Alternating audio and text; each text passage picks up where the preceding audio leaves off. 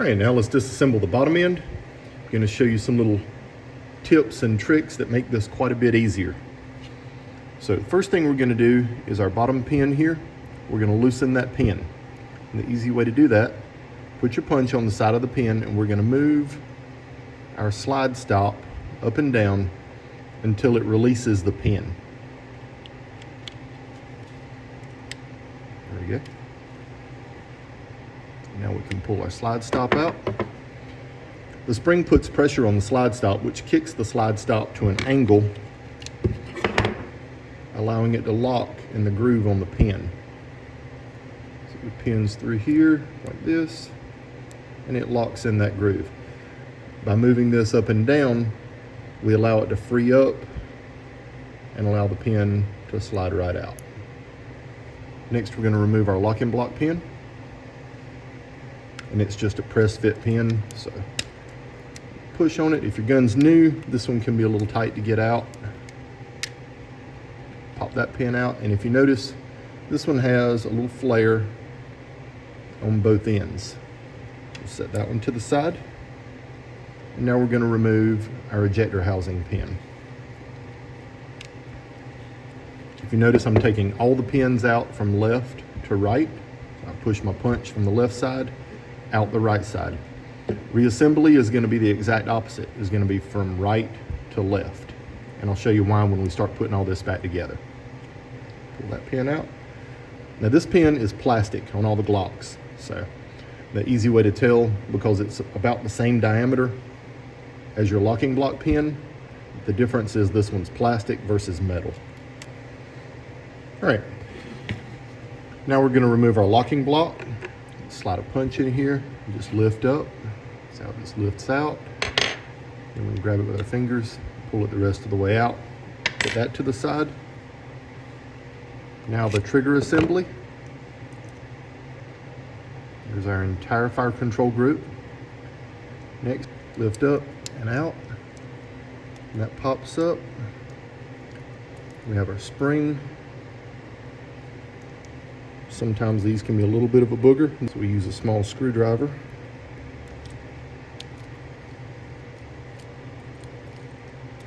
Unhook that one and pull it off. Now our connector. Notice what I did. You got a little gap back here. Slide your screwdriver in the gap. Give it a little twist. That loosens that up, where you can pull the connector right out. Ejector housing is disassembled. You can grab your ejector with a pair of pliers, pull the ejector out, but no real need to, so we're going to leave that in place. And finally, we have our trigger assembly with our trigger return spring. Just give it a little twist. That pops out of the hole in the rear, and that's as far as this disassembles. So now we're going to set this one to the side as well. Next piece we're going to remove is the takedown lever and the takedown lever spring. This is the takedown lever spring in the bottom. It engages with our takedown lever. A notch here on the back side. We want to make sure that that notch is facing to the rear. Now, the easy way to disassemble this, take your little small flat screwdriver. We're going to depress down on the spring. Turn the pistol to the side and give it a little shake, or the takedown lever falls right out. Takedown lever here, we've got our notch on the bottom that spring engages with. This keeps the takedown lever from walking out from side to side. And then we have our engagement point here. You can see this engages with the lower lug on the barrel, holds the slide and the barrel on the pistol. Next, we're going to remove the takedown lever spring. Sometimes these can be a little finicky getting out. So now I'm going to take a small punch. I'm going to slide it under and just lift up.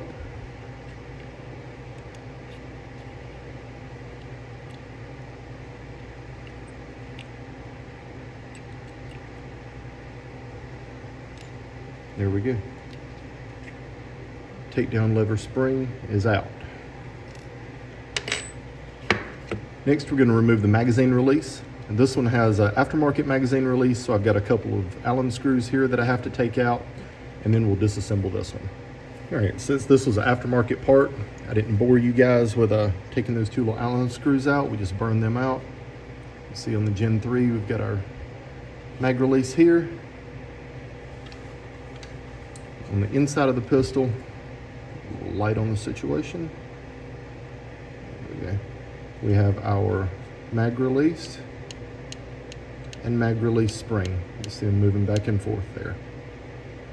If you notice a little notch on the right side, over here on this side, of the magazine release inside the frame, we're gonna slide the spring, which is that flat bar inside the frame, we're gonna slide that flat round spring to the right into that notch and lift it out. I'm gonna try and do this and hold the light where you guys can see what I'm doing. The one thing I do to make it easier, I put my index finger on the mag release on the right side and press in on it. That way, as I'm moving the spring, the entire assembly is not sliding to the right. I hold that in place.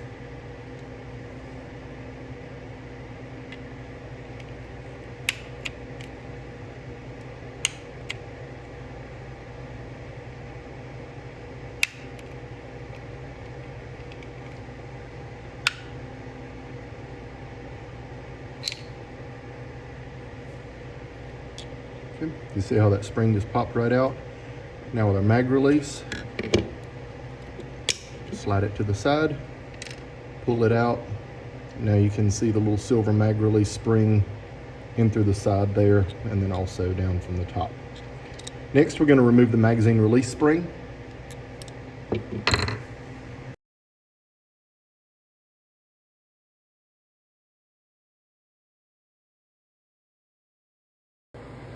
All right, so now we're going to start reassembly on the frame. First thing we're going to do is put the magazine release spring back in.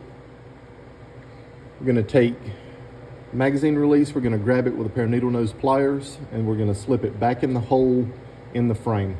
So I'll get some good lighting on that where you guys can see how that process goes.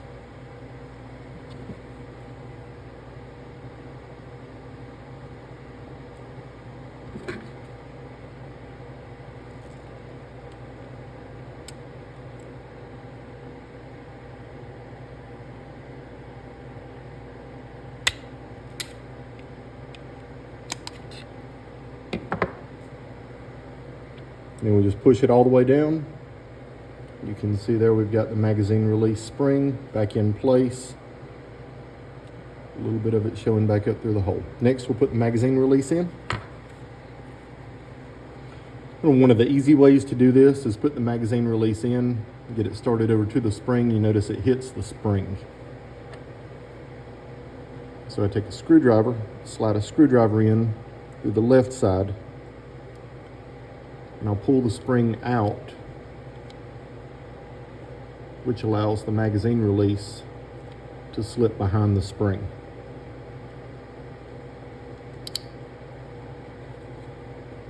Just like that. Now we'll put the magazine release spring back in its place.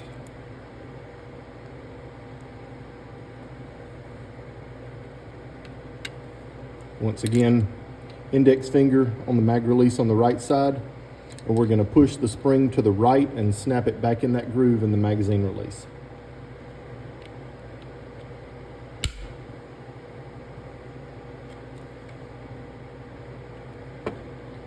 Next, we're going to put our takedown lever spring in. The flat part here is going to go into the frame. The little foot here is going to face back toward the back of the grip. So if you look in the frame here, you can see the little hole that it drops down in.